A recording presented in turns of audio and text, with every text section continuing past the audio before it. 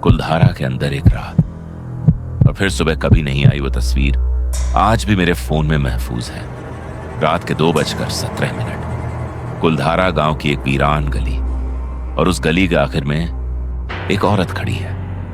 मसला यह है कि जब वो तस्वीर खींची गई उस वक्त वहां कोई नहीं था। मेरे दोस्त अर्जुन ने वो तस्वीर खींची थी, और अर्जुन वो अब किसी से बात नहीं करता। अगर आप वाकई असली और खौफनाक कहानियों के शौकीन हैं तो अभी इस वीडियो को लाइक करें और चैनल को सब्सक्राइब कर लें। आपका एक क्लिक अगली कहानी को हकीकत बनाता है। चलिए अब इस कहानी को वहीं से आगे बढ़ाते हैं जहां असल खौफ शुरू होता है। यह कहानी है सितंबर के उस महीने की, जब मैं, अर्जुन और हमारी दोस्त मीरा तीनों ने मिलकर एक फैसला किया जो हमें कभी नहीं करना चाहिए था। हम तीनों जयपुर में रहते थे। अर्जुन एक ट्रैवल ब्लॉगर था। वो हमेशा ऐसी जगहों की तलाश में रहता था जहां कोई नहीं जाता। मीरा एक फोटोग्राफर थी। वो कहती थी कि खाली जगहों में रोशनी सबसे खूबसूरत होती है, और मैं बस इन दोनों के साथ चला गया क्योंकि मैंने सोचा क्या हो सकता है। कुलधारा जयपुर से तकरीबन 3 घंटे की दूरी पर है। जैसलमेर की तरफ जाएं तो रास्ते में पड़ता है थार के सहरा के करीब, रेत और पत्थरों के दरमियान। सन 1825 में इस गांव के तमाम बाशिंदे, पालीवाल ब्राह्मण, एक रात अचानक गायब हो गए। 500 घर, 2000 से ज्यादा लोग। सुबह हुई तो कोई नहीं था। कोई नहीं जानता वो कहां गए। कुछ कहते हैं उन्होंने जाते वक्त एक बद्दुआ दी कि यह जमीन कभी आबाद नहीं होगी। जो भी यहां रात गुजारने की कोशिश करेगा वो वापस नहीं आएगा। कम आज कम वही नहीं आएगा जो गया था। आर्कियोलॉजी सर्वे ऑफ इंडिया ने यह जगह महफूज करार दे रखी है। दिन में सयाह आते हैं, तस्वीरें खींचते हैं और सूरज ढलने से पहले चले जाते हैं। गेट सरकारी तौर पर शाम 5 बजे बंद हो जाता है। अर्जुन का कहना था कि गेट बंद होने के बाद अंदर रहना ही असल कहानी है। हम तीनों दोपहर 2:30 बजे पहुंचे। गेट से अंदर दाखिल होते ही एक अजीब सी खामोशी थी। वो खामोशी जो सहरा में होती है, लेकिन ये उससे मुख्तलिफ थी। सहरा की खामोशी में हवा होती है, रेत होती है, कभी कभी कोई परिंदा। यहां कुछ नहीं था, बिल्कुल कुछ नहीं। जैसे किसी ने आवाज को भी यहां से निकाल दिया हो। गांव के घर आज भी खड़े हैं। दीवारें हैं, दरवाजों के खाली फ्रेम हैं, छतें गिरी हुई हैं, लेकिन ढांचा कायम है। यही सबसे खौफनाक बात थी कि यह जगह तबाह नहीं हुई, ये बस छोड़ दी गई अचानक, जैसे कोई खाना खाते खाते उठकर चला जाए और वापस ना आए। मीरा तस्वीरें खींच रही थी, अर्जुन वीडियो बना रहा था, मैं बस चल रहा था और महसूस कर रहा था कि हर घर के अंदर से कोई देख रहा है। शाम 4 बजे गार्ड ने अंदर आकर ऐलान किया, 5 बजे गेट बंद होगा, बाहर निकल जाए। अर्जुन ने मेरी तरफ देखा। मैंने उसकी आंखों में वो चमक देखी जो हमेशा मतलब होता था। हम रुक रहे हैं। मीरा ने आहिस्ता से कहा, अर्जुन ये ठीक नहीं है।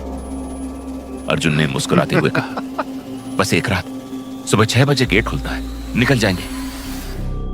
हमने एक पुराने घर के पीछे गाड़ी छुपाई।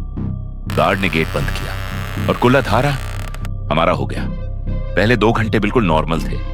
रात का खाना खाया, पराठे और अचार जो हम लेकर आए थे। अर्जुन ने मजाक की। मीरा ने चांद की रोशनी में तस्वीरें खींची। ठंडी हवा थी, सहराई रात की वो ठंडक जो हड्डियों तक पहुंचती है। रात के 10 बज रहे थे जब मीरा ने कहा, तुम दोनों सुनो। हम रुक गए। दूर, बहुत दूर, किसी घर से, किसी गली से एक आवाज आ रही थी। यह हवा नहीं थी। हवा में एक तसलसल होता है। यह आवाज रुक रुक कर आ रही थी, जैसे कोई किसी चीज को घसीट रहा हो, पत्थर पर कोई भारी चीज, रुक रुक कर। अर्जुन ने फौरी तौर पर अपना कैमरा उठाया और कहा, चलो देखते हैं। मैंने उसे रोका।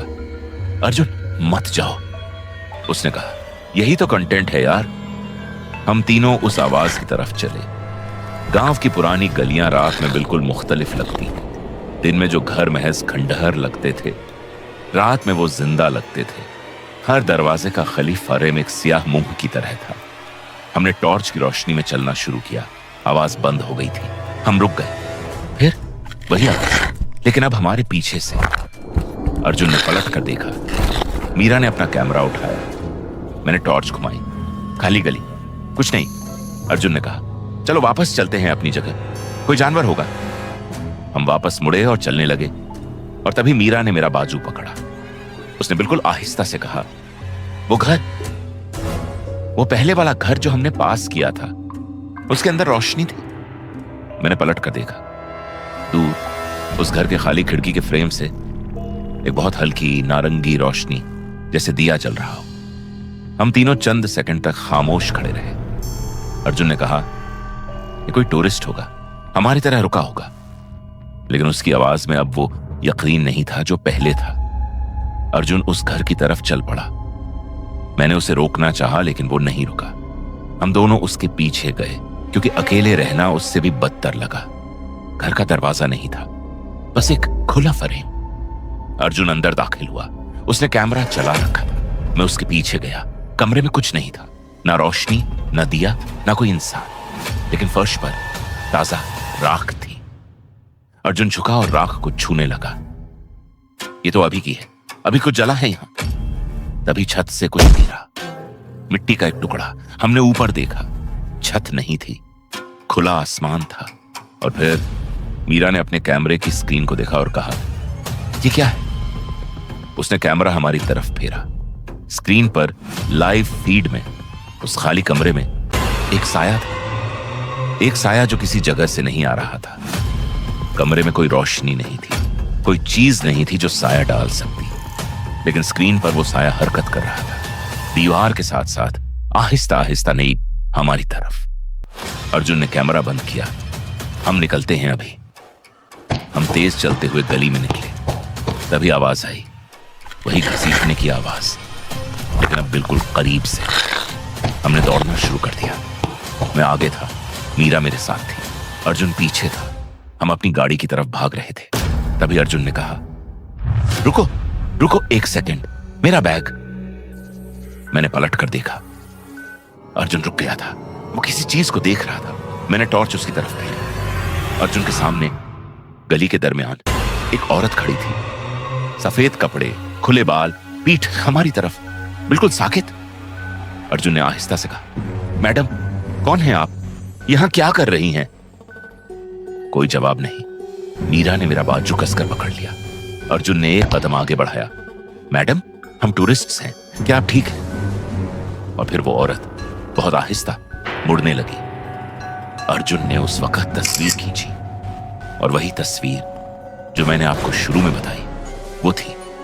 क्योंकि जब फ्लैश चमकी, गली में कोई नहीं था, बिल्कुल खाली गली। लेकिन तस्वीर में वो औरत थी और अब वो सामने से नजर आ रही थी। मैं उस तस्वीर को आज भी नहीं देख सकता। अर्जुन उस रात के बाद से उसे देखता रहता है। हमने दौड़ना शुरू किया, भागते हुए, गिरते हुए, उठते हुए गाड़ी तक पहुंचे। गाड़ी स्टार्ट नहीं हुई। अर्जुन ने बार बार चाबी घुमाई, कुछ नहीं। बाहर वही घसीटने की आवाज करीब आ रही थी। मीरा कांप रही थी। अर्जुन गाड़ी को गालियां दे रहा था और मैं बस गाड़ी की खिड़की से बाहर देख रहा था। और फिर मैंने देखा, गाड़ी के बिल्कुल सामने, दूर, गांव की मरकजी गली में कई साए थे, चलते हुए साए, एक तरफ से दूसरी तरफ, जैसे कोई गांव में चल रहा हो, घरों की तरफ, जैसे वो वापस आ रहे हो। मैंने अर्जुन से कहा, अर्जुन, अभी चलाओ गाड़ी, अभी, चाहे कुछ भी हो। अर्जुन ने आखिरी बार कोशिश की और गाड़ी स्टार्ट हो गई। हमने गाड़ी सीधी गेट की तरफ मोड़ी, पूरी रफ्तार से। गेट बंद था, लेकिन वो पुराना लोहे का गेट था और अर्जुन ने गाड़ी नहीं रोकी। धमाके के साथ गेट खुल गया। हम बाहर निकल गए। हम तीनों गाड़ी में बैठे थे, कांपते हुए, जब अर्जुन ने अपना फोन निकाला और वो तस्वीर खोली। मीरा ने देखा और फौरी तौर पर मुंह फेर लिया। मैंने देखा और आज तक वो चेहरा मेरे जहन में है। वो औरत की आंखें नहीं थी, आंखों की जगह बस स्याह, खाली, और उसके हाथ गलत तरफ मुड़े हुए थे, जैसे वो इंसान नहीं थी, जैसे कोई इंसानी शक्ल बनाने की कोशिश की गई हो लेकिन गलत हो गई हो। हमने उस रात किसी को कुछ नहीं बताया। अगले दिन अर्जुन ने वो वीडियो पब्लिश नहीं की। मीरा ने अपना पूरा कैमरा फॉर्मेट कर दिया और अर्जुन, वो अब किसी से बात नहीं करता। वो कहता है कि उसे अभी भी रात को लगता है कि कोई उसे देख रहा है। कुलधारा के लोग एक रात में गायब हो गए थे और किसी को नहीं पता कि कहां गए। शायद वो गए नहीं, शायद वो अभी भी वहीं है, अपने घरों में, अपनी गलियों में, रात के अंधेरे में। और सूरज ढलने के बाद वहां रुकने वालों को वो याद दिलाते हैं कि ये जमीन उनकी है। कुलधारा सिर्फ एक वीरान गांव नहीं है, ये एक वादा है जो 1825 में किया गया था और आज भी निभाया जा रहा है। अगर ये कहानी आपको आखिर तक बांधे रख सकी है तो अभी सब्सक्राइब करें, क्योंकि अगली वीडियो पहले से ज्यादा खौफनाक है। बेल आइकन दबाना मत भूलें। अगली बार तक महफूज रहें और याद रखें, कुछ जगहें आपको जाने देती हैं, लेकिन आपका एक हिस्सा वहीं रख लेती हैं।